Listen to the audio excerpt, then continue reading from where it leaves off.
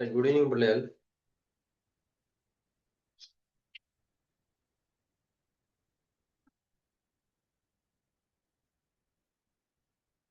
சரி, அப்ப நாங்க இன்றைக்கு மூன்றாவது நாள் செமினார். அப்ப இன்றைக்கு இதோட வந்து உங்களுக்கு இந்த செமினார் பிள்ளைகள் முடியுது. சரிதானே? அப்ப இனி நாங்க தொடர்ந்து கிளாஸ்ல ஜாயின் ஆகி நீங்க படிக்கலாம். ரைட். ஒன்றையோட நாங்க இந்த செமினார் முடிச்சு கொண்டு தொடர்ந்து நாங்க கிளாஸ்ல அதாவது 2028ஆம் ஆண்டு வச்சு வகுப்போட நீங்க இணைஞ்சு படிச்சு கொள்ளலாம். சரிதானே? உங்களுக்கு வகுப்புகள் வந்து நீ எப்படி நடக்கும்னு சொன்னா ஆஹ் திங்கள் நடக்கும்.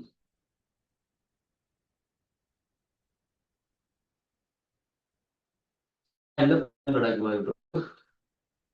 அப்புறம் வெள்ளிக்கிழமை. ரைட். எல்லா நாளும் வந்து 9 மணிக்கு கிளாஸ். 9 டைம் வந்து சில நேரம் மாறும். சில நேரம் 9ல 10 மணிக்கு நடக்கும், சில நேரம் 8 மணிக்கு நடக்கும், சில நேரம் 9 மணிக்கு நடக்கும். அந்த மூணுல ஒன்று தான் நடக்கும்.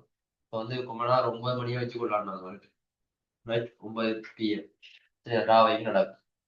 எந்த டைமுக்கு தான் பழமை நடக்கும் இனி கிளாஸ். ரைட். அப்போ அதில் நீங்கள் ஜாயின் ஆகிக்கலாம். கனவே இந்த செமினாருக்கு நடக்க முன்னுக்கு கனவே ஜாயின் பண்ற கேட்டுருந்தேன். நான் சொல்லியிருந்தேன் செமினார்ல சொல்லுவேன், செமினார் முடிஞ்ச பிறகு கதைப்போம் அப்படின்னு சொல்லி. ரைட். அப்புறம் நீங்கள் நீ இந்த 3 நாள் வகுப்புல நீங்க ஜாயின் ஆகி கொள்ளுங்க. சரிதானே? இதுல ஜாயின் ஆகிறார்கள் எனக்கு இந்த செமினார் இன்றைக்கு வகுப்பு முடிஞ்ச பிறகு எனக்கு ஒரு மெசேஜ் ஒன்று போடுங்க. நாங்கள் டீட்டெயில்ஸ் வந்து நான் உங்களுக்கு சென்ட் பண்ணி விடுறோம். சரிதானே? என்ன மாதிரின்னு சொல்லி ஏனைய விஷயங்களை. ரைட். அப்ப இனி வந்து நீங்கள் தொடர்ந்து படிக்கணும். இனி நோட்ஸ் நோட்ஸ் தேவை உங்களுக்கு. என்ன அடுத்த நீ ஃபர்ஸ்ட் டைம் எக்ஸாம் வரும். ஸோ வந்து எல்லாம் முக்கியமான பாடம். நீங்க 3 பாடத்துல ஒரு பாடம் ஜியோகிராஃபி எடுத்தால் ஒரு முக்கியமான பாடம் ஜியோகிராஃபி. ஸோ உயிர் பாடத்தை நீங்கள் ஆஹ் நல்லபடியா படிச்சு தான் ஆகணும். நோட்ஸ் வந்து பிரச்சனை இல்லை, டியூட்டோரியல் உங்களுக்கு தருவேன். ரைட். அப்போ முதலாவது லெவல்ல இருந்து நாங்க ஸ்டார்ட் பண்ணுவோம் கிளாஸ்ல. சரிதானே? அப்ப நாங்க இப்ப பார்த்த விஷயங்களை பார்ப்போம். இந்த வகுப்பு முடிஞ்ச பிறகு நீங்க ஜாயின் பண்ண விருப்பமானாக்கள் என்ன ஜாயின் பண்றார்கள் எனக்கு என்ன தொடர்பு கொண்டு கதைங்க. சரியா? ஏனைய விஷயங்களை நான் அதில் சொல்லுவேன் உங்களுக்கு டீட்டெயிலா. ரைட்.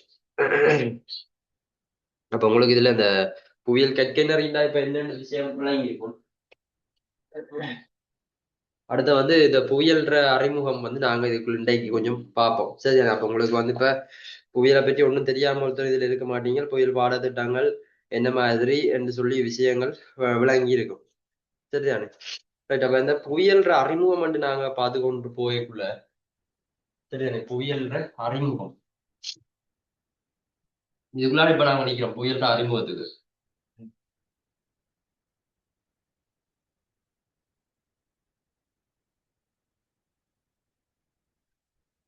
ரைட்.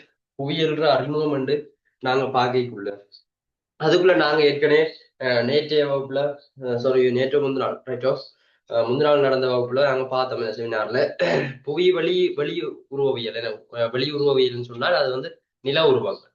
நில உருவங்கள் வந்து புவியில காணப்படுகின்ற நில உருவங்கள் என்ன உருவாக்கப்படுகிறது அகவிசை புறவிசை செயற்பாடுகளால். சரிதானே? இப்ப இப்படியான இந்த அகவிசை என்ற புவிக்குள்ள நடைபெறுகின்ற ஆஹ் ஒரு விஷயம். அடுத்த வந்து புறவிசை புவிக்கு வெளியில் இடம்பெறுகின்ற விடயம். அப்ப இதன் மூலமாக வந்து இங்க வந்து நிறைய மாற்றங்கள் வந்து ஒரு நில உருவங்கள் வந்து தோற்றம் பெற்று கொண்டு. சரிதானே? அடுத்த வந்து நீரியல் பார்த்தோம். அப்புறம் பனிக்கட்டியியல், உயிரின புவியியல், காலநிலையியல், பாறை மண், அதுக்கப்புறம் சமுத்திரவியல், கரையோர புவியியல். சரிதானே? கரையோர புயல் இப்படின்னு சொல்லி இவ்வளவு விஷயம் பிள்ளைகள் இந்த பௌதீக புயல்ற காணப்படுகின்ற அம்சங்களின் அளவீடுகள்னு சொல்லுவோம். பௌதிக புயலுடைய உப அளவீடுகள்னு நாங்க சொல்லுவோம். அந்த உப அளவீடுகளா வந்து பல விஷயம் இங்க காணப்படுறதை நாங்க பார்க்கக்கூடியதா இருக்கு. அப்ப நாங்க இந்த வெளியுறவியலை பற்றி படிச்சு கொண்டு போனோம். சரி, அந்த வெளியுறவியலுக்குள்ள பிள்ளைகள் நாங்க பார்த்தோம் இந்த அகவிசை செயற்பாடு புறவிசை செயற்பாடுகள் நடக்குதுன்னு சொல்லி பார்த்தோம். சரி, அகவிசை புறவிசை சம்பந்தமா நாங்க போன கிளாஸ்லயே கதைச்சிருக்கிறோம். உங்களுக்கு விளங்கி இருக்கும். சரிதானே? அப்ப அகவிசை புறவிசை செயற்பாடுகள் இங்க நடைபெறுது. அப்ப இந்த அகவிசை புறவிசை செயற்பாடுகள் நட புற அகவிசை புறவிசை செயற்பாடுகள்ல அகவிசையில அதிகம் வந்து புவிக்கு உள்ள காணப்படுகிற நம்ம மைக்மா குளம் உருகிய பாறை குளம் அதுகள் தாக்கம் செலுத்துன்னு பார்த்தோம்.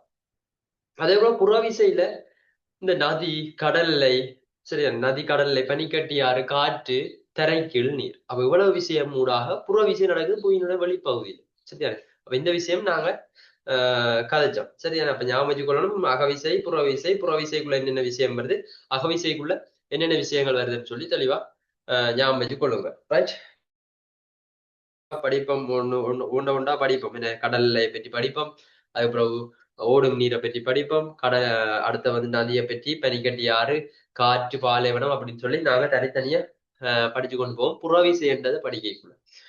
அதே போல அடுத்து வந்து இந்த அகவிசை புறவிசை நிலவுருவங்களை வந்து பருமன்ற அடிப்படையில 3 வகைப்படுத்தலாம். சரி, இந்த அகவிசை புறவிசை ரெண்டும் சேர்த்து அந்த நிலவுருவங்கள் இருக்குதானே, அதை வந்து நாங்கள் இந்த பருமன் அடிப்படையாக கொண்டு சைஸை வச்சு கொண்டு 3 விதமா பிரிக்கலாம். சரியா? அப்ப 3 விதமா பிரியுது இந்த அகவிசை புறவிசை நிலவுருவங்கள்.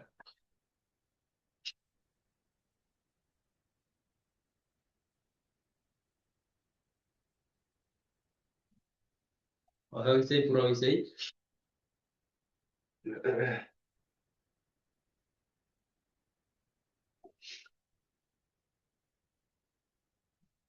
3 வகைப்படுது. சரி, அகவிசை புறவிசை நிலவுருவங்கள் 3 வகையா வந்து படுது. அது எப்படின்னு சொன்னால், இரண்டாம் வகையில் வரும், மூன்றாம் வகையில் வரும் என்று அதுல சொல்றது. சரியாது? இந்த பருமன அடிப்படையா வச்சுது ஒரு பெரிய சைஸ்ல ஒரு பாறையோ இல்ல பெரிய ஒரு பருமன ஆள உள்ள ஒரு ஆள் காணப்படுகிறீங்க, அவரோட ஒத்த ஆட்களை வந்து நாங்க ஒரே ஒரே கூட்டத்துக்குள்ள சேர்ப்போம். ரைட்? பிறகு வந்து இங்கால இப்படி இப்படி சின்ன சின்ன சின்ன சின்ன ஆட்கள் கொஞ்சம் பேர் காணப்படுகிறது. இவையில வந்து இதை வந்து ஒரு செட்டா நாங்க எடுப்போம். சரியா? பிறகு வந்து அதை விட சின்ன சின்ன இருக்கிற ஒரு செட் எடுப்போம். அதே போல இதை நாங்க எப்படி பாக்குறோம், பருமன் அடிப்படையாக வச்சு இது ரெண்டும் பெரிய சைஸ்ல இருக்கு, ஆக இது ரெண்டும் ஒரு செட்டுக்குள்ள வருது. இது வந்து சின்ன. ரைட்? அப்ப இவர் வந்து தனியா ஒரு செட். ரைட்? இவரை ஏன்னு நாங்க வச்சுக்கொள்ளலாம். ரைட்? இவரை பின்னு வச்சுக்கொள்ளலாம், இவரை வந்து சின்னு வச்சுக்கொள்ளலாம். சரியா? இப்படி வந்து நாங்க பிரிக்கலாம். அப்ப இப்படித்தான் இந்த பருமன அடிப்படையா வச்சு கொண்டு இந்த அகவிசை புறவிசை நில உருவங்களை வந்து நாங்க என்ன செய்யறோம், 3 வகையா பிரிக்கிறோம் பிள்ளைகள். சரியான? இது மிக முக்கியமான ஒரு பகுதி, ஞாபகம் வச்சுக் கொள்ளணும். சரிதானே? அப்ப 3 விதமா பிரிக்கிறோம். அப்ப ஒண்ணு வந்து முதலாம் வகை நில உருவம். முதலாம் வகை நில உருவம். சரிதானே? அடுத்த வந்து 2ஆம் வகை நில உருவம்.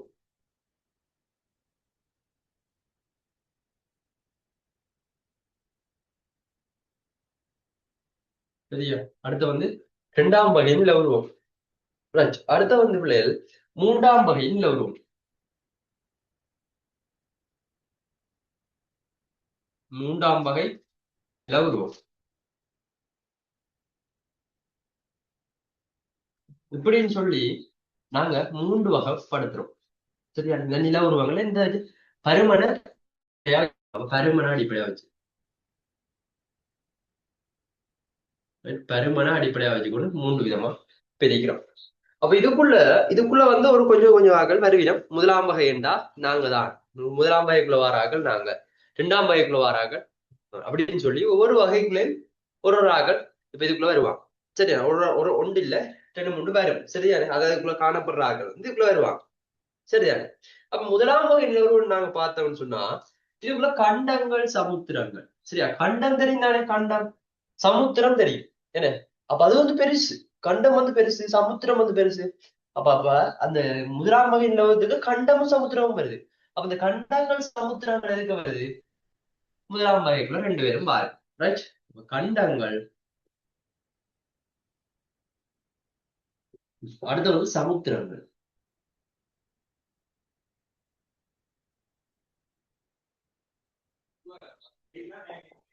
சரியா? கண்டங்கள், சமுத்திரங்கள். அடுத்த பிள்ளை 2ஆம் வகை நிலவரம். 2ஆம் வகை நிலவரத்துக்கு பார்த்தோம்னு சொன்னா மலைத்தொடர்.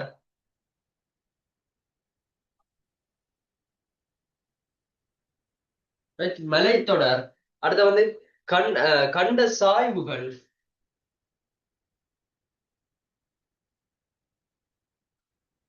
ரைட்? கண்ட சாய்வு.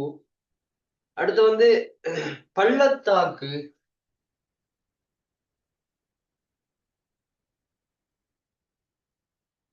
இப்படி வந்து இந்த இரண்டாம் வகை நில உருவத்துக்கு வராங்கல்ல ஒரு விதமான ஒரு அளவான சைஸ்ல உள்ள ஆட்கள், சரியா, பருமன்ல உள்ள ஆட்கள். இங்க வந்த ஆட்கள் கண்டங்களும் சமுத்திரங்களும் மிகப்பெரிய அளவிலான பாரிய நில உருவம். என்ன, கண்டமும் சமுத்திரமும் சேர்ந்துதான் பூமி. ரைட். அப்ப அது வந்து பிரதானமான ஒரு இரண்டு ஆக்கள் வந்து இந்த முதலாம் வகை நிலவரத்துக்கு காணப்படுறாங்க. அதே போல இந்த இரண்டாம் வகை நிலவரத்துக்கு வாரது வந்து மலைத்தொடர், கண்டங்கள், பள்ளத்தாக்குகள் இப்படியான விஷயங்கள் அதுக்குள்ள வருது. ரைட். அடுத்து வந்து மூன்றாம் வகை நில உருவங்கள். சரியா, மூன்றாம் வகை நில உருவங்கள். இந்த மூன்றாம் வகை நில உருவம் என்று நாங்க பார்க்கிற விஷயம் பிள்ளைகள், இந்த மூன்றாம் வகை நில உருவம் என்று பார்க்கிற விஷயங்கள் எதுக்குள்ள வருதுன்னு சொன்னா, அதிகம் வந்து புறவிசை செயற்பாடுகளால உருவாக்கப்படுறதா இருக்கு. சரியா, இப்ப உங்களுக்கு தெரியும் அகவிசை புறவிசை, அகவிசை உண்டு புறவிசை உண்டு. இவரால கொஞ்சம் நில உருவங்கள் உருவாகும், இவரால கொஞ்சம் நில உருவங்கள் இங்க வந்து உருவாகும். அப்ப இந்த புறவிசையால உருவாகிற நில உருவங்கள் இருக்காது, இந்த புறவிசையால உருவாகிற நில உருவங்கள் அதுதான் வந்து எங்க வருதுங்கிற மூன்றாம் வகை நில உருவத்துக்கு அப்படியே வர. சரி, அப்ப புறவிசைக்குள்ள வாரது நாங்க இப்ப ஏற்கனவே பார்த்தோம். இந்த நதி, கடல் அலை, காற்று, சரியா, நிலக்கீழ் நீர், இப்படியான விஷயங்கள் பார்த்தோம். அப்ப இது ஊடாக புவியில மேற்பரப்புல நில உருவங்கள் வந்து தோற்றுவிக்கப்படும். அப்ப அந்த நில உருவங்கள் தான் எங்க வருதுங்கன்னா மூன்றாம் வகை நில உருவத்துக்குள்ள. இது நீங்க படிக்கக்குள்ள அங்கால அந்த அந்த புறவிசை அலகுகள் படிக்கக்குள்ள இது உங்களுக்கு இந்த நில உருவங்கள் படிப்பீங்க. இப்ப புதுசா இருக்கும், பரவாயில்ல பாத்துக்கொள்ளுங்க. நம்ம இதுக்குள்ள வந்து வி வடிவ பள்ளத்தாக்குன்னு சொல்றது ஒரு ஆள். ரைட், வி வடிவ பள்ளத்தாக்கு.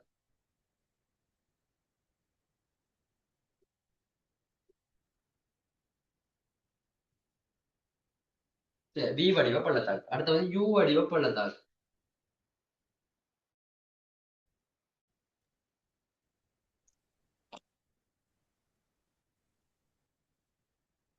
யூ வடிவ பள்ளத்தாக்கு. அடுத்த வந்து நீர்வீழ்ச்சிகள்.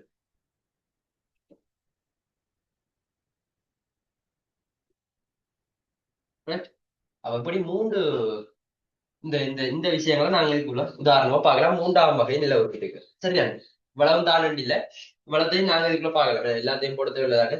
இவ்வளத்தையும் நாங்க இதுக்குள்ள உதாரணமா பார்க்கலாம் மூன்றாம் வகை நில உருவங்களுக்கு. சரியான. அப்ப இப்படி வந்து இந்த அகவிசை புறவிசை நில உருவங்களை வந்து நாங்க பருமனை வச்சு கொண்டு பிரிக்கிறோம். சரி, அதுல மூன்றாம் வகை நில உருவங்கள் எங்கட இந்த புறவிசை செயற்பாடுகளால வந்து என்ன உருவாகின்ற நில உருவங்களாக காணப்படுது. சரிதானே.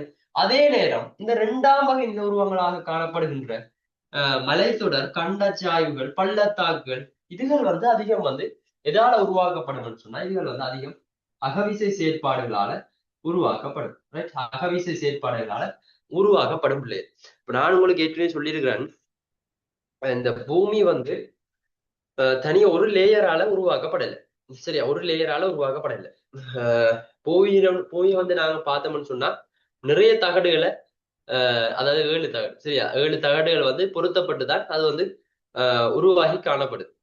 அப்ப இப்படி காணப்படைக்குள்ள அந்த தகடுகள் அசைவுகளை மேற்கொள்ளும். அசைவுகளை மேற்கொள்ளும். நான் உங்களோட கிளாஸ்ல சொன்னா மற்ற கிளாஸ்ல சொன்னா தெரியல. சரி, அப்ப இப்படி வந்து தகடுகள் வந்து அசைவுகளை மேற்கொள்ளும். அந்த அசைவுகளை அடிப்படையாக கொண்டு அந்த அசைவுகள் நடக்கைக்குள்ள என்ன நடக்கும், மாற்றங்கள் இடம்பெறும். அதனூடாகத்தான் இந்த இரண்டாம் வகை நில உருவங்கள்ல கிணக்க வந்து அதனூடாக உருவாக்கப்பட்டதா இருக்குது. எப்படி இந்த மலை தொடர்கள், கண்டங்கள், சரி, எப்படியானதுகள் வந்து அதனூடாக இந்த அகவிசை செயற்பாடுகள் ஊடாக வந்து பிள்ளைகள் நடைபெற்றதாக நாங்க வந்து பார்க்கக்கூடியதா இருக்கும். சரியோ.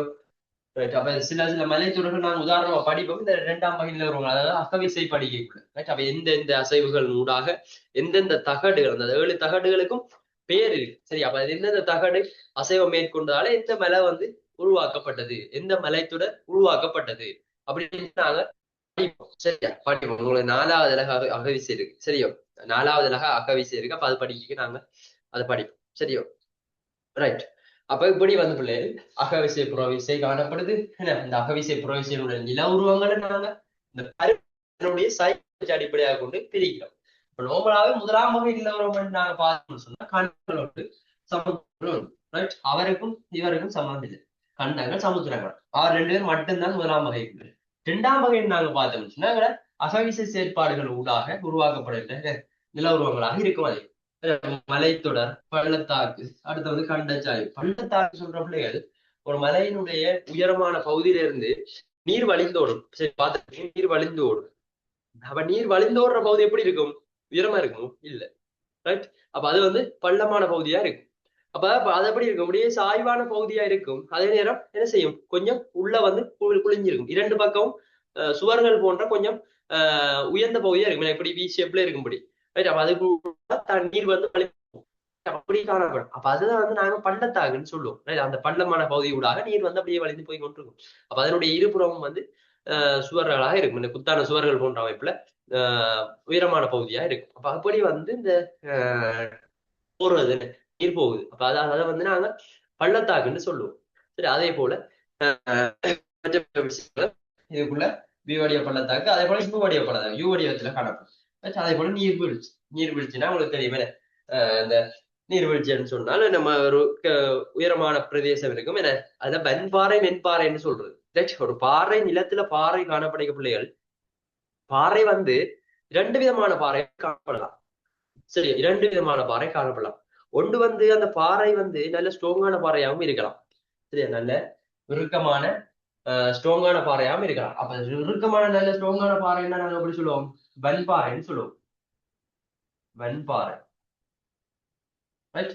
இதே சொட்டான இலகுவா வந்து உடைக்கக்கூடிய ஒரு பாறை என்ன எப்படி சொல்லுவோம்? அது வந்து மென்பாறைன்னு சொல்லுவோம். சரியா, மென்பாறை, மென்பாறை, ரைட்? அப்ப எப்படி சொல்லுவோம்?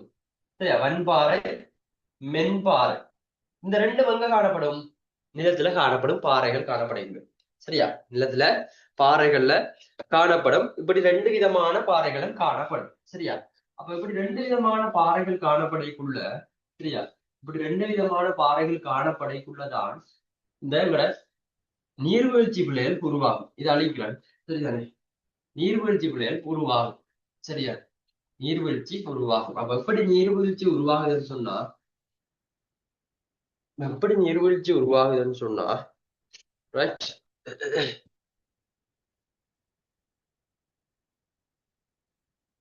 இப்படி இப்படி ஒரு இது காணப்படுது. இப்ப பாறை, உயரமான பாறை ஒன்று காணப்படும், ரைட்? இப்படி ஒரு உயரமான பாறை காணப்படுது.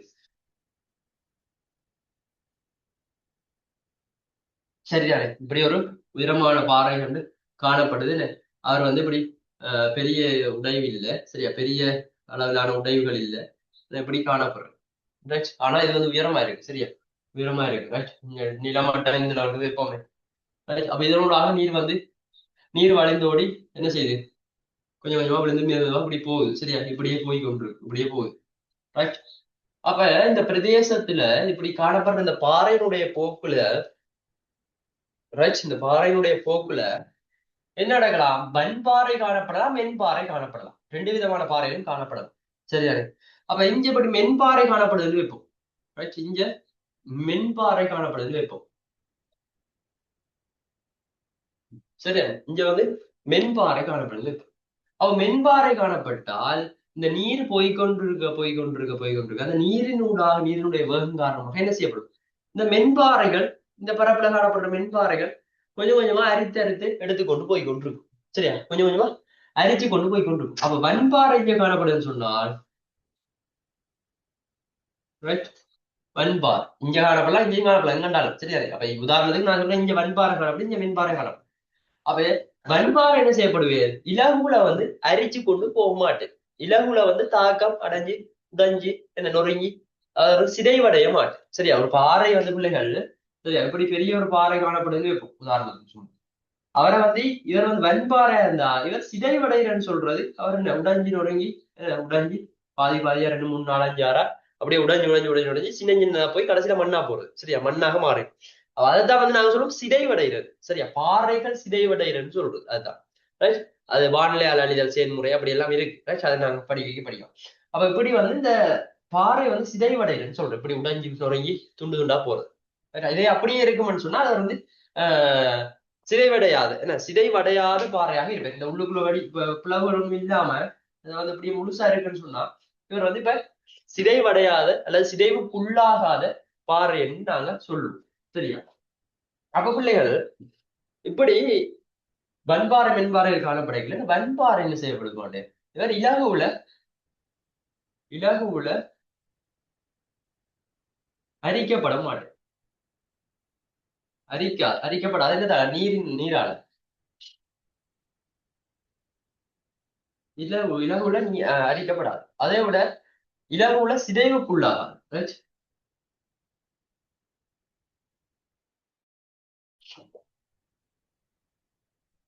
இலகுல சிதைவுக்கு உள்ளாகாது right?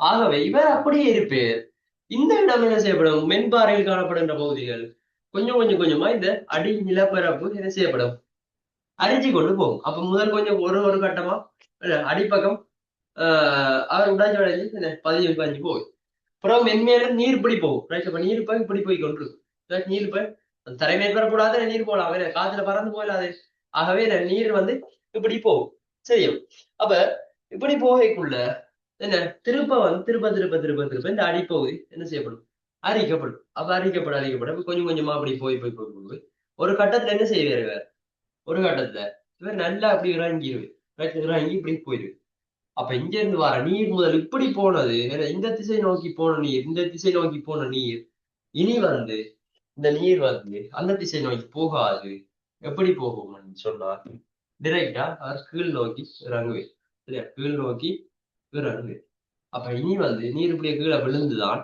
இதனூடாக கோடி போகும் அப்ப இப்ப இந்த பகுதி எப்படி இருக்குது இப்ப இந்த பகுதி நீர்வீழ்ச்சியாக இருக்கு ரைட் நீர்வீழ்ச்சி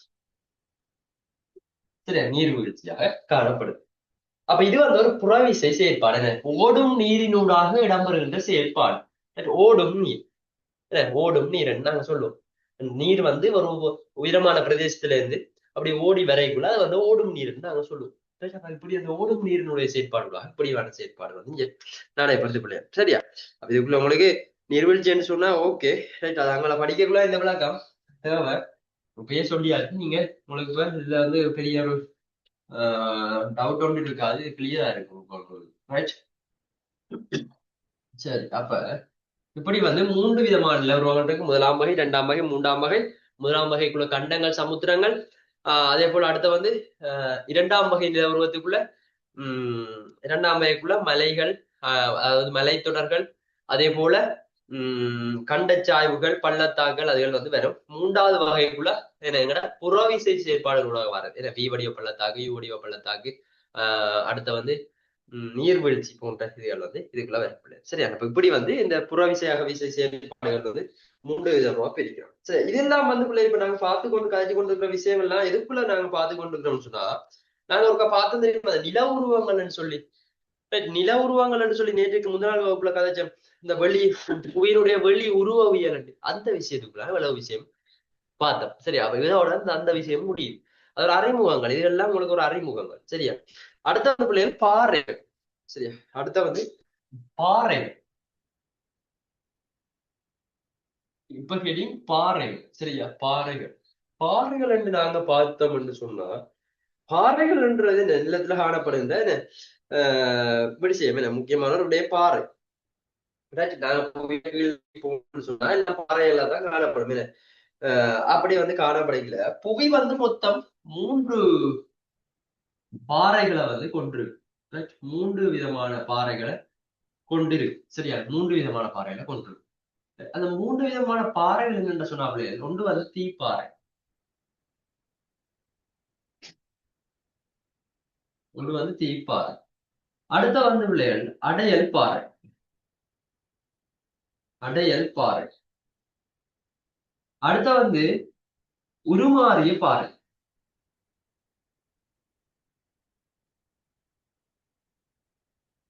சரியா 1 2 இதோட 3 ரைட் இதெல்லாம் ஏற்கனவே ஓயல்ல படிச்சிருந்த ஆளுக்கு இதெல்லாம் தெரிஞ்சிருக்கும் பேசிக் விஷயங்கள் தான் இந்த அறிமுகத்துக்கு வரப்படையும் சரியா ரைட் அப்ப எப்படி 3 விதமான பாறைகள் பிள்ளைகள் காணப்படுது அப்ப இந்த 3 விதமான பாறைகள் காணப்படுது இதுக்குள்ள இந்த 3 விதமான பாறைகள்ல தீப்பாறை என்றது ஒரு ஆள் அடைப்பாறை என்ற ஒரு ஆள் உருமாறிய பாறை என்ற ஒரு ஆள் சரிதானே அப்ப இந்த பாறைகள் நீங்க விளக்கமா தீப்பாறை இல்ல தீப்பாறைக்கு வர உதாரணங்கள் என்னன்னு சொல்லி அப்படியே படிச்சுட்டு நாங்க அடுத்த அழகை தாண்டி போய்க்குள்ள வரும் சரியா ரைட். அப்ப இப்ப தீப்பாறை என்ற ஒரு ஆள் தவிர அடையல் பாறை உருமாறிய பாறை காணப்படுது. ஒரு ஆள் தீப்பாறை என்ற ஒரு ஆள், இதுக்கு பேர் அடையல் பாறை என்ற ஒரு ஆள் இருக்கு. ஆனா இந்த உருமாறிய பாறை என்றால் எப்படின்னு சொன்னால், இந்த தீப்பாறை உருமாற்றம் அடைவர் ஒரு சில செயற்பாடுகளால். சரி, தீப்பாறை ஒரு பாறை காணப்படும் தானே, அந்த பாறை என்ன செய்யப்படும், உருமாற்றம் அடையும். ரைட். என்ன செய்யும், உருமாற்றம் அடைஞ்சு இன்னொரு அந்த அது உருமாற்றம் அடையக்குள்ள என்ன நடக்கும், அது என்ன செய்யும், வேறொரு பாறையாக என்ன அது உருவம் மாற்றப்படும் அல்லது நிறம் மாற்றப்படும். அப்படி அதனுடைய இயல்புகள் மாற்றம் அடையும். ரைட். ஆனா ஒரு இதுல இருந்தா அடுத்த வந்திருப்பேன். ரைட். சரிதானே. ரைட். அப்ப இப்படி மாற்றம் அடையும். சரியா, உதாரணமா நீங்க ஒரு ஐஸ் கட்டி எடுத்தால், ரைட், ஐஸ் கட்டி எடுத்தால், ரைட், அதாவது என்ன, வெப்பத்துல வச்சா என்ன சூடு கிடைக்க என்ன செய்யும், வெப்பத்தின் காரணமா உருகி தண்ணியா போகும். ஆனால் ரெண்டும் ஒரே ஆள் தான். சரியா, நீர் தான் ஐஸ் கட்டியாகவும் இருக்கிறது, நீராகவும் இருக்கிறது, ஆவியாகவும் இருக்கிறது. அவர்தான் நீர் ஆவியாக காணப்படும். அப்ப வடிவங்கள் வேறு. அப்ப அப்படி இந்த தீப்பாறைன்னு சொல்றால் ஏதோ ஒரு இந்த காரணிகள் அடிப்படையில் வெப்பம் காரணமாக அல்லது என்ன குளிர் காரணமாக ஏதோ ஒரு காரணத்தினால இன்னொரு பாறை இன்னொரு வடிவத்துக்கு மாற்றப்படும். மாற்றப்படைக்குள்ள அவர் என்ன ஆகிருப்பார், உருமாறிய பாறையாக மாறும். சரியா, மாறுது. அதே போல அடுத்த இந்த அடையற்பாறை, அடையற்பாறையும் அதே போலதான் ஏதோ ஒரு செயற்பாட்டுக்கு உட்படைக்குள்ள அவர் உருமாறிய பாறையாக மாறுவார். சரியா. அப்ப இந்த ரெண்டு பேரும் உருமாறித்தான் இந்த இந்த உருமாறிய பாறை தோற்றுவிக்கப்படுது. சரியா, இந்த உருமாறிய பாறை தோற்றுவிக்கப்படுது. ரைட். மற்றபடி இவர் தனிய ஒரு விதமான பாறை இல்லை. ரைட்.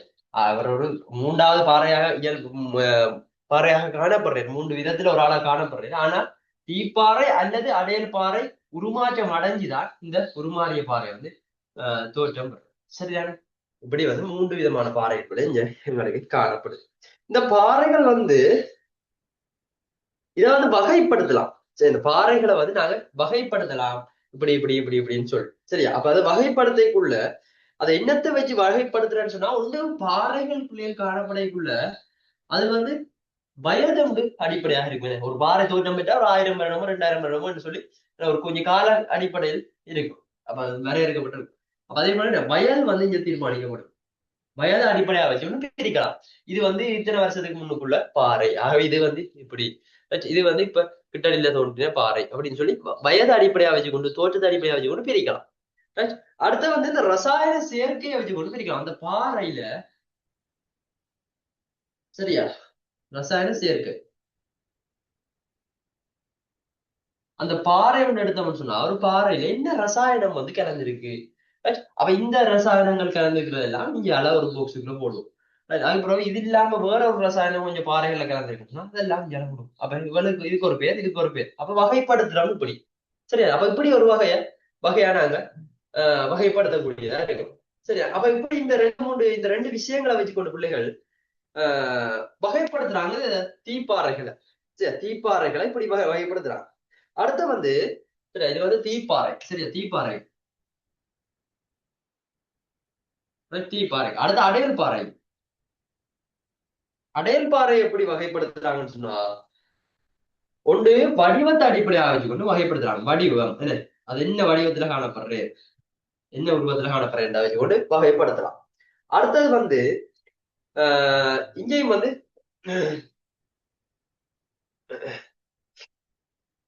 பௌதீக ரசாயன வடிவங்கள், பௌதீக ரசாயன காரணிகள், பௌதீக காரணிகள், அடுத்து ரசாயன காரணிகள். சரி, இதை இவரையும் வகைப்படுத்தலாம். வடிவத்தை வச்சுக்கொண்டு பௌதிக ரசாயன காரணிகள், இங்க வயதை வச்சுக்கொண்டு ரசாயன சேர்க்கையை வச்சுக்கொண்டு. சரி, இப்படி தீப்பாறைகளையும் அடையல் பாறைகளையும் வகைப்படுத்தலாம். சரி, அப்ப தீப்பாறை என்றால் என்ன, தீப்பாறை என்று வார உதாரணங்கள் என்னெல்லாம், புவியினுடைய உட்பாகம் பற்றி நாங்க படிப்போம். ஒரு அலகுல 4வது அலகு 3வது அலகுல படிப்போம். 3 4வது அலகுல படிப்போம். அப்ப அது படிக்க நாங்க அதை பார்ப்போம் தெளிவா. சரி, அப்பைக்குள்ள அது உங்களுக்கு நல்ல நீட்டா விளாடும். சரி, அதுக்கு பிறகு பார்த்தோம்னு சொன்னா இந்த பாறைகள் முடிஞ்சு இவ்வளவு இந்த பாறைகள் உள்ள விஷயம். சரியா, இதுல நாங்க வகைகளை பார்த்து அப்படி படிச்சு கொண்டு போவோம். பிறகு படிக்க இது அறிமுகம் தானே. அப்ப உங்களுக்கு மேலோட்டமான விடயங்கள் இதுல உங்களுக்கு தெரிய வரும். மண் புள்ளி. சரியா, மண்.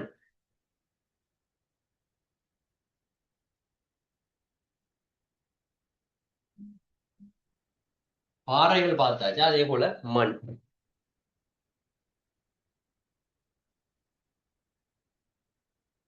சரியா மண். அப்ப புவி மேற்பரப்புல காணப்படுற மெல்லிய படை வந்து மண். எல்லாருக்கும் தெரியும் என்ன, புவி மேற்பரப்புல நாங்கள் இருக்கிறது மேற்பரப்புல பார்த்தோம்னு சொன்னா என்ன மெல்லிய படையா வந்து மண் காணப்படும். அது நாங்க கிண்டி ஆழத்துக்கு போகணும்னு சொன்னா வேற வேற பொருட்கள் பாறைகள் அதுகள் வந்து மாறிக்கொண்டு இருக்கும். அதாவது பார்க்கக்கூடியதா இருக்கு. மறுபடி உன்னுடைய மேற்பரப்புல காணப்படுகின்ற மெல்லிய படை வந்து மண் என்று நாங்கள் பார்க்கலாம் இதுக்குள்ள. சரியான இது மண்ணுடைய மண்ணை வந்து நாங்க பாய்க்குள்ள மன்ற பௌதிக இயல்புகள் உண்டு. சரியா, பௌதிக பண்புகள் பரம்பல் எங்கெங்க பறந்து காணப்படுது. சரி, எப்படியான விஷயங்கள் மற்ற மண்ணுடைய பயன் என்ன, மண்ணை வந்து நாங்க மண்ணை வந்து பேணி பாதுகாக்கிறது இல்ல, மண் காணப்படுறதால என்னென்ன பயன் வந்து எங்களுக்கு கிடைக்கும், என்ன நன்மைகள் வந்து அது உண்டாக கிடைக்குது. அப்ப இந்த விஷயங்களுக்குள்ள இதுக்குள்ள வந்து காணப்படுது. இந்த மண்ணை பற்றி படிக்க அதையெல்லாம் நாங்க இதுக்குள்ள பார்க்கலாம். அதே போல இந்த மண்ணுக்குள்ள பார்த்தோம்னு சொன்னாங்களே, மண் வந்து மண்ணினுடைய குறுக்குவெட்டு மூமெண்ட் சொல்லி நாங்க பிரிக்கிறோம். சரியா, மண்ணின் குறுக்குவெட்டு மூமெண்ட் சொல்லி ரைட். அப்படி அப்படி பார்க்கக்குள்ள நிறைய மண்ணென்று படிக்கக்குள்ள அப்படி இதுல உங்களுக்கு காட்டுறது இல்லை. அப்படி படம் வரை போட்டு இந்த மண்ணை குறுக்குவெட்டு மூமெண்ட் இப்படி நாங்க பார்த்தோம்னு சொன்னா இது வந்து படைகளாக பிரியும். படை அமைப்புகளாக பிரியும். சரியான படை அமைப்புகளாக ரைட். படை அமைப்புகளா பிரியும். நிலத்தில் உள்ள மண்ணை ஒரு பீஸை வெட்டி எடுத்தோம்னா இப்படி வரும். சரியா, கொஞ்சம் மேல புல்லுகள் புட்கள் காணப்படும். ரைட், புட்கள் வந்து இங்க காணப்படும். இது வந்து மேற்பரப்பாக காணப்படும். அப்ப இதுகளை வச்சு பார்க்கக்குள்ள இங்க வந்து எங்களுக்கு இந்த மண்ணின படை அமைப்புகள்னு சொல்லி இந்த மண்ணுல காணப்படுது. மேலே இருக்கிற ஆள் என்ன படை, கீழே இருக்கிற ஆள் என்ன படைன்னு சொல்லி நாங்க இதுக்குள்ள ஒரு படை அமைப்புகள் காணப்படும். சரி, ஒரு படையமைப்புகள் காணப்படும். மேல முதலாவது இருக்கிற ஆள் தான் வந்து நாங்க சொல்லுவோம் ஓப்படை என்று சொல்லுவோம். சரியா, ஓப்படை என்று சொல்றது.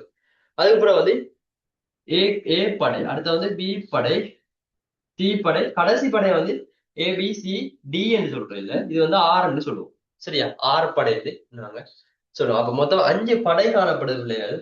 5 படை காணப்படுது. சரியா, 5 படை காணப்படுது. அதுல வந்து முதலாவது படை வந்து ஏ படையாக, அடுத்த வந்து இந்த பி படையாக, அடுத்த வந்து சி படை, அடுத்த வந்து ஆர் படையாக இங்க காணப்படுது. ரைட். அப்ப இப்படி வந்து இந்த மண்ணினுடைய வகைகள் வந்து பிரிக்கப்படுது. மண்ணுடைய குறுக்கு வெட்டும் போது நாங்க பார்க்கக்கூடும். சரி, அப்ப இதுக்குள்ள வந்து நாங்க பார்ப்போம் இதுக்குள்ள வந்து என்ன விஷயங்கள் காணப்படும். இதுக்குள்ள வந்து தாய்ப்பாறைன்னு சொல்லுவோம். ரைட், அப்ப தாய்ப்பாறைகள் காணப்படும். அப்ப இது வந்து அப்படி நாங்க படிப்போம். இதுக்குள்ள வந்து என்ன நடக்குது, இதுக்குள்ள அப்படின்னு சொல்லி நாங்க பார்த்துக்கணும். இதுக்குள்ள பெருசா அந்த அளவுக்கு சிதைவடையாத பாறை துண்டுகள் அப்படி இதுகள் கிடைக்கும். சரியா, இங்க தாய்ப்பாறை இருக்குது முழுசா வந்து எந்த ஒரு பாதிப்புக்கு உட்படுத்தப்படாமல் அப்ப நாங்க பார்த்தோம். எந்த ஒரு தாக்கத்துக்கு உட்படுத்தப்படாத சிதைவுக்குள்ளாகாத பாறை, அது நாங்க தாய்ப்பாறைன்னு சொல்லுவோம். அப்ப இங்க வந்து காணப்படுறாங்க தாய்ப்பாறை.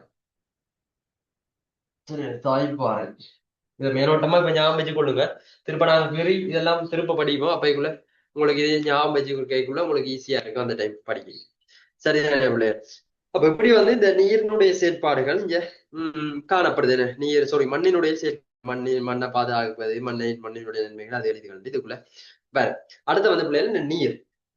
புவி மேற்பரப்புல அதிகம் காணப்படுற விஷயம் வந்து என்னது, நீர் தான் அதிகம் காணப்படுற விஷயம். சரியா, நாங்க புவி இப்படி கோளவடியத்துல இருக்கும் பார்த்தோம்னு சொன்னா ஒரு மெப்படுது பாத்தீங்கன்னு சொன்னா அதிகம் நீல கலர் தான் காணப்படும். ஏன், புவியை சுத்தி அதிகம் வந்து நீர் தான் காணப்படுது. நிலம் வந்து கொஞ்சம் பெரும், எல்லா உலக நாடுகளையும் சேர்த்தா அவ்வளவு நிலமும் பெறும். அதை விட்டு மிச்சம் எல்லாமே இந்த சமுத்திரங்களால சூழப்பட்டு காணப்படுது. ஆகவே நீர் தான் மொத்தமா புவி முழுக்க காணப்படுறது நீர் தான்.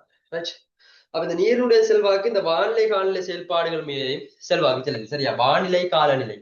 அப்ப வானிலை காலநிலை என்று அந்த வானிலை செயற்பாடுகள் காலநிலை செயற்பாடுகளை நீரினுடைய செல்வாக்கு வந்து காணப்படுது. நீருக்குள்ள நாங்க பார்க்கக்கூடாது. ரைட். அப்ப நீர் வந்து இப்படி ஒரு முக்கியமான காணப்படுது. அதை விட நீர் காணப்படுற இடங்கள் ஒண்ணு தெரியுமே, கடல் சமுத்திரம்.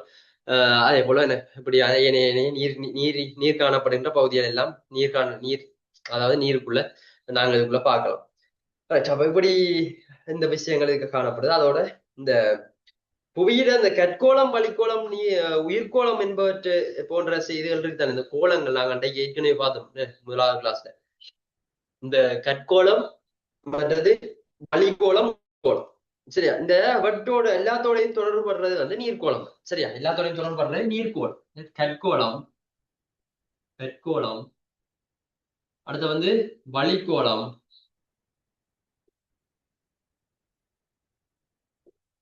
கற்கோளம், நீர்க்கோளம்.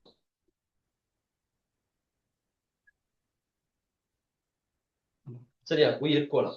இந்த மூன்று பேரோடையும் தொடர்புபடுற யாரு? நீர்க்கோளம். சரியா? நீர்க்கோளம். ரைட். அப்ப மூன்று பேரோடையும் வேற வந்து தொடர்புபடுறேன். ரைட். அப்ப எப்படி எப்படி எப்படி எல்லாருமே அவர் தொடர்புபட்டு நீர் தேவை, கற்கோளத்துக்கும் நீர் தேவை. அதே போல வளிக்கோளத்துக்கும் நீர் தேவை. உயிர்கோளத்துக்கும் என்ன தேவை? நீர் தேவை. அப்ப நீர் இல்லாம இதுக்குள்ள எந்த கோளமும் இயங்கல. ஆகவே வந்து இவர் வந்து ஒரு பிரதானமான ஆளா வந்து இங்க காணப்படுற பிள்ளை இந்த நீர்க்கோளம். சரி, நீர்க்கோளம் வந்து பிரதானமா முக்கியமான ஒரு ஆளா வந்து காணப்படுறது. சரிதானே? அப்ப இந்த நீர்க்கோளம் நீருக்குள்ள வந்து காணப்படுற விஷயம். அடுத்த வந்து காலநிலை. நீர் மண் பார்த்தாச்சு, மண் அப்போதே பார்த்து முடிஞ்சு. இப்ப கடைசியா பார்த்தோம் நீர் பார்த்தோம். இனி காலநிலை. காலநிலைன்னா உங்களுக்கு தெரியுமே, காலநிலை மாறுபடும். ஒரு குறிப்பிட்ட பிரதேசத்துல ஒரு குறிப்பிட்ட நேரத்துல அவர் வந்து நேரத்துக்கு நேரம் மாறுபட்டு கொண்டிருப்பார். பிரதேசத்தை அடிப்படையாக கொண்டு ஒரு பிரதேசத்துக்கு ஒரு நேரத்துக்கு ஏற்ற மாதிரி அவர் மாறிக்கொண்டிருப்பார். ரொட்டேட் பண்ணி கொண்டே இருப்பார். அவர் வந்து நிலையாக காணப்படுறது இல்லை. இதுல வந்து சூரிய வெளிச்சம், வெப்பநிலை, ஈரப்பதன், முகில்ற அமுக்கம், இப்படியான இந்த செயற்பாடுகள் மாதிரி காற்று, இதெல்லாம் வந்து இங்க இதெல்லாம் வச்சு கொண்டுதான் இந்த காலநிலை வந்து தீர்மானிக்கப்படுது. காலநிலை வந்து அதை வச்சு கொண்டுதான் மாற்றி அமைக்கப்படுது. நேரத்துக்கு நேரம் மாறிக்கொண்டிருக்குது. எப்படியான விஷயங்கள் என்ன இந்த காலநிலை மாறுபாடுகள்ல இதுகள் வந்து செல்வாக்கு செலுத்துறக்கூடிய மாதிரி இருக்கு. அப்ப ஒரு இந்த நீண்ட கால அடிப்படையில சாம்பிள் ஒரு இடத்துல காணப்படுற இந்த காலநிலைய வந்து நாங்க அறிவோம் தானே. ஒரு நிலைமை வந்து இப்ப இந்த நிலைமை இங்க காணப்படும் சொல்லி அத வந்து சரியா, அத வந்து பரிசீலனை செஞ்சு அதை வந்து முடிவு செய்து அதை வந்து இப்ப இந்த சீசனுக்கு இந்த காலநிலை தான் இங்க காணப்படும்னு சொல்லி ஒரு முடிவை எடுக்கிறதுக்கு பிள்ளைகள் நீண்ட காலம் வந்து ஆஹ் அதை வந்து பரிசீலிக்க வேண்டியிருக்கும். சரியா? நீண்ட காலம் வந்து அதை வந்து பரிசீலிச்சுதான் அந்த முடிவு எடுக்கிறது. சரியா? தனியா ஒரு வருஷத்துல முடிவு எடுக்கிறாங்க. ஒரு வருஷத்துல ஜனவரி மாதம் மழை பெஞ்சுன்னு சொன்னா ஒரு இடத்துல சரியா அப்படின்னு சொல்லி ஒரு இடத்துல எடுத்தோம்னு சொன்னா இந்த பிரதேசத்துல ஆஹ் ஜனவரி மாதம் மழை பெய்யுதுன்னு சொன்னா 2026 பெய்யுதுன்னு சொன்னா அதே மாதிரி 2027 பெய்யுமா? பெய்யாது. சில நேரம் பெய்யாமலும் விடலாம். அதே போல 2025 பெய்யாம இருக்கட்டும். திடீர்னு 2 வருஷத்துக்கு பிறகு பெஞ்சிருக்கலாம் 2026. அப்ப அந்த முடிவு எடுக்கிறதுக்கு பிள்ளைகள் 30 வருட காலங்கள் பிள்ளைகள் ஆக குறைஞ்சது அவங்க வந்து எடுப்பாங்க. சரியா? 30 வருட காலங்கள் வந்து ஒரு இது வந்து ஒரு முடிவை வந்து எடுத்து அப்ப இப்ப எல்லாம் கண்டுபிடிச்சிட்டாங்க. அப்ப இதுக்கு முன்னுக்கே இந்த ப்ரொசஸ் எல்லாம் நடந்திருக்கு. சரியானே? அப்ப இப்ப இதெல்லாம் செஞ்சிருப்பாங்க, செஞ்சு பார்த்திருப்பாங்க. ரைட். அப்ப இப்படி வந்து அவ்வளவு காலம் வந்து அவங்க வந்து அவதானிக்கிறது மூலமாகத்தான் அவதானிச்சு அதுக்கு என்ன நடக்குது 30 வருடத்துக்கும் எப்ப என்ன நடக்குதுன்னு மிக நுணுக்கமா வந்து அதை அவதானிச்சு அதை வச்சு பரிசீலனைகள் மேற்கொண்டுதான் ஒரு முடிவை வந்து எடுத்திருக்கலாம். சரியா? அப்ப இப்ப வந்து தெரியும் எங்களுக்கு எப்ப என்ன நடக்கும் ஓரளவுக்கு ஊகிக்க இயலும். என்ன அவ்வளவு சுவரா சொல்லலாம், இருந்தாலும் சொல்ல இயலும். என்ன சொல்றது சில சரியாக அமைய வாய்ப்பு இருக்கு. ஏன்னு சொன்னா 30 வருட காலங்கள் வந்து அவதானிச்சு நான் எடுக்கிறான். அதுக்கேற்ற மாதிரி காணப்படுது. அப்ப அந்த விதத்துல இப்படி இந்த காலநிலைகள் தொடர்பாக பிள்ளைகள் நாங்க பாதுகாக்கக்குள்ள இதுக்குள்ள இந்த விஷயங்கள் காணப்படுது. சரிதானே? ரைட். அப்ப இந்த காலநிலைகள் இவ்வளவுதான். இதுக்குள்ள நாங்க அப்புறம் விரிவா படிப்போம். ரைட். அதையும் விட பார்த்தோம்னு சொன்னா உயிரியல் காரணம். சரிதானே பிள்ளை? ஆஹ் உயிரியல் காரணம் என்று பார்க்கல உங்களுக்கு தெரியுமே, சயின்ஸ்ல படிச்சிருப்போம். ஓ உணவு சங்கிலி, உணவு வலை, அந்த விஷயங்கள் படிச்சிருப்போம். இந்த விலங்குகள பல்வகைமே உணவு சங்கிலி